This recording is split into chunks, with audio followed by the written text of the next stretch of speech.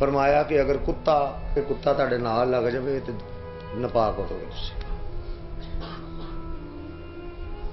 तुसीं रोटी खा रही हो, कुत्ते ने आके मूँह मार दिता रोटी दे विच। फरमाया कि जिथे मूँह लगा ना कुत्ते का, उस तो थोड़ी जी नहीं रोटी इस तरह कढ़ के ते सिट दे, वो ना खाओ।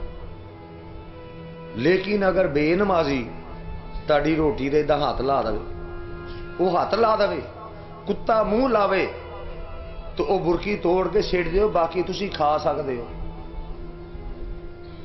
कि वो जरासीम कुत्ते दे लुआब जड़ा वा वो नजासत है, पलीत चीज़ आओ तो वह तुसी थोड़ी जी रोटी इस तरह जायद थोड़ी जी कटो, तोड़ दो तो सिट दिओ, वो कुत्ते नूं दे दो मिले में, तुसी खाओ, तुसी नहीं खानी। नजासत ते गलाजत की वजह नाल तेनूं गुस्सत गंदे असरा दे। लेकिन जिहड़ा नमाज नहीं पढ़ता वो ताड़ी रोटी नूं हथ ला दे, फिर तुसी पूरी दी पूरी रोटी खानी मना वा तुहाडे वास्ते,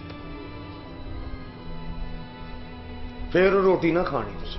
अगर तुसी रोटी खा ली तो समझो भी कई कुत्तियां दी नजासत भी इकट्ठी हो के तो वो गंदे असरात तुहाडे जिहड़े तुसी अंदर पा लिया वो तुसी पा लेने।